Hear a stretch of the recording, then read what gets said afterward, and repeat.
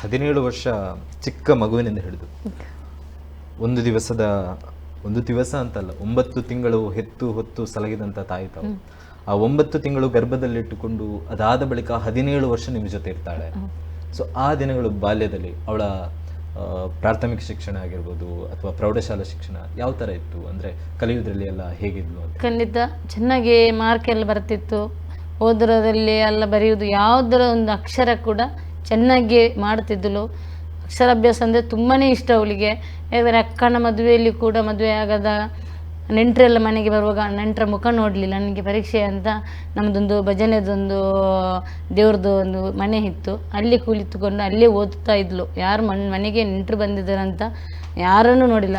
ಅಷ್ಟು ಕಲಿಯೋದ್ರಲ್ಲಿ ಅಷ್ಟು ಫಸ್ಟ್ ಆಗಿದ್ದಳು ಅವಳು. ನಾನೊಂದು ಡಾಕ್ಟರ್ಸ್ ಆಗಬೇಕು ಅಮ್ಮ ಕಲಿತು. ಚಿಕ್ಕಂದಲೇ ಒಂದು ಚಿಕ್ಕ ಈಗ ಮನೆಯಲ್ಲಿ ಫೋಟೋ ಇದೆ ಚಿಕ್ಕ ಮಗಿದೆ ಅಂದರೆ ಜನ್ಸಿನ ಒಂದು ಬಟ್ಟೆ ಹಾಕಿಕೊಂಡು ಆ ಥರ ನಡೆದಾಡುತ್ತಾ. ಅಂದರೆ ಕೋಪ ಜಾಸ್ತಿ ಅವಳಿಗೆ. ನಾವು ಏನು ಹೇಳಿದ್ರು ಕೋಪ. ಒಂದಷ್ಟು ಮುಖವನ್ನು ದೊಡ್ಡದು ಮಾಡಿಕೊಂಡು ಎಲ್ರಿಗೂ ಯಾರು ಮನೆಗೆ ಬಂದರೂ ಕೂಡ ಅವರ ಹತ್ರ ಒಂದು ಮಾತಾಡೊಂದು ಚಿಕ್ಕ ಮಗಳು ಯಾವ ಥರ ಮಾತಾಡ್ತಾರೆ ಎಲ್ರಿಗೂ ಪ್ರೀತಿ.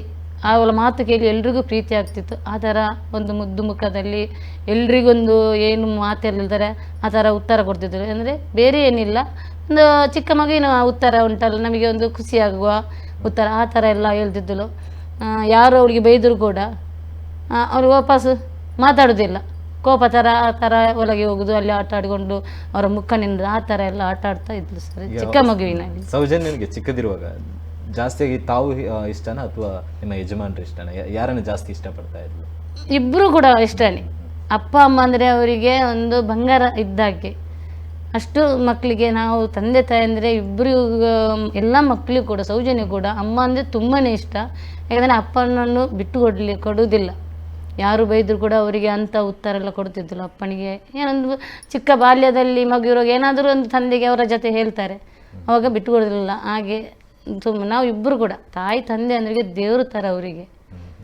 ಅವಳಿಗೆ ಏನು ಕನಸಿತ್ತು ಮೇಡಮ್? ಅಂದರೆ 17 ವರ್ಷದ ತನಕ ತಾವು ನೋಡಿರ್ತೀರ, ಅಂದರೆ ಚಿಕ್ಕಂದಿನಿಂದಲೇ ಕನಸುಗಳು ಪ್ರಾರಂಭ ಆಗುತ್ತೆ. ಅವಳಿಗೆ ಯಾವ ಥರ ಕನಸಿತ್ತು? ದೊಡ್ಡವಳಾದ ಮೇಲೆ ಏನಾಗಬೇಕು ಅಥವಾ ಏನನ್ನು ಜಾಸ್ತಿ ಇಷ್ಟಪಡ್ತಾ ಇದ್ಲು ಸೌಜನ್ಯ? ಇಲ್ಲ ಸರ್, ಅವಳಿಗೆ ಇಷ್ಟ ಅಂದರೆ ಯಾವುದೂ ಇಷ್ಟ ಇಲ್ಲ. ಯಾವುದು ಅಂದರೆ ಒಂದು ದೇವಸ್ಥಾನಕ್ಕೆ ಯಾರೋ ಜೊತೆ ಹೋಗ್ತೀವಿ ಅಂದರೆ ಹಾಗೆ ಹೋಗುವಲ್ಲ, ನೀವು ಬನ್ನಿ ಅಮ್ಮ ನಿಮ್ಮ ಜೊತೆ ನಾನು ಹೋಗ್ತೇನೆ ಆ ಥರ ಇದ್ದದ್ದು.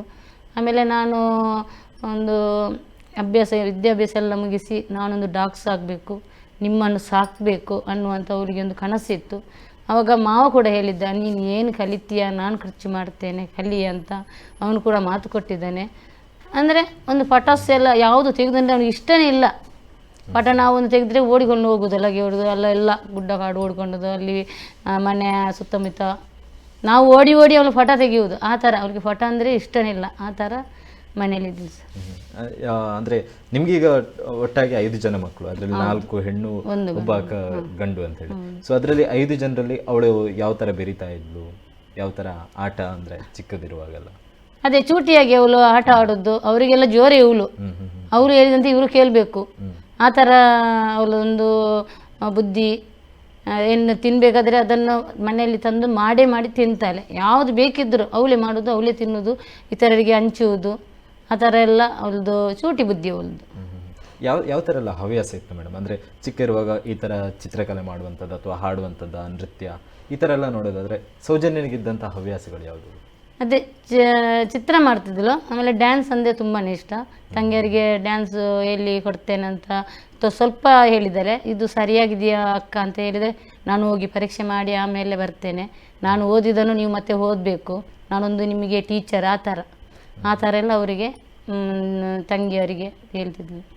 ಈ ಧರ್ಮಸ್ಥಳ ಅಂದರೆ ಪಕ್ಕದಲ್ಲಿ ಇದ್ದಂಥ ಕ್ಷೇತ್ರ ಅಂತ ಹೇಳಿದರೆ ಅದು ಪುಣ್ಯಕ್ಷೇತ್ರ ಧರ್ಮಸ್ಥಳ. ಸೊ ಚಿಕ್ಕ ಇರುವಾಗೆಲ್ಲ ಕ್ಷೇತ್ರಗಳಿಗೆ ಭೇಟಿ ನೀಡುವಂಥದ್ದು, ದೇವರ ಮೇಲಿನ ಭಕ್ತಿ ಯಾವ ಥರ ಇದೆ? ಖಂಡಿತ ದೇವರ ಮೇಲೆ ತುಂಬಾ ಭಕ್ತಿ ಅವಳಿಗೆ.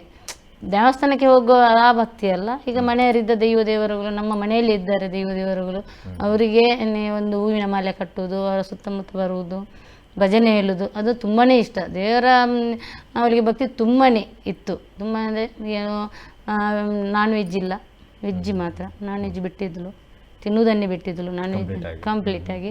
ಅದು ನನ್ನ 4 ಮಕ್ಕಳು ಕೂಡ ತಿನ್ನುವುದಿಲ್ಲ. ಯಾವ ಕಾರಣಕ್ಕಂತ ಇದೆಯಾ? ಸುಮ್ಮನೆ ಹೇಗಂದರೆ ಅವರಿಗೆ ಒಂದು ನಾನ್ ವೆಜ್ ಇಷ್ಟನೇ ಇಲ್ಲ. ಭಜನೆ ಎಲ್ಲ ಮಾಡ್ತಾಯಿದ್ರು, ಆದ ಕಾರಣ ಅದು ಇಷ್ಟ ಇಲ್ಲ. ವೆಜ್ಜೆ ಇಲ್ಲಿ ಒಂದು ಏನಂದರೆ ಅವರಿಗೆ ಟೊಮೆಟೊ ಸಾರು ಅಂದರೆ ಅದೇ, ಮತ್ತು ಯಾವುದಿಲ್ಲ ಟೊಮೆಟೊ ಸಾರು ಮಾಡೋದು, ಮತ್ತು ಜಿಲೇಬಿ ಇಂಥದ್ದೆಲ್ಲ ತಿಂಡಿ ಮಾಡ್ತೀವಿ. ಸೌಜನ್ಯನಿಗೆ ಕೂಡ ಟೊಮೆಟೊ ಸಾರು ಅಂತ ಹೇಳಿದ್ರೆ ತುಂಬಾ ಇಷ್ಟ. ಸಿಹಿ ಮತ್ತೆ ಸಿಹಿ ತಿಂಡಿಗಳು ಸಿಹಿ ತುಂಬಾ ಇಷ್ಟ.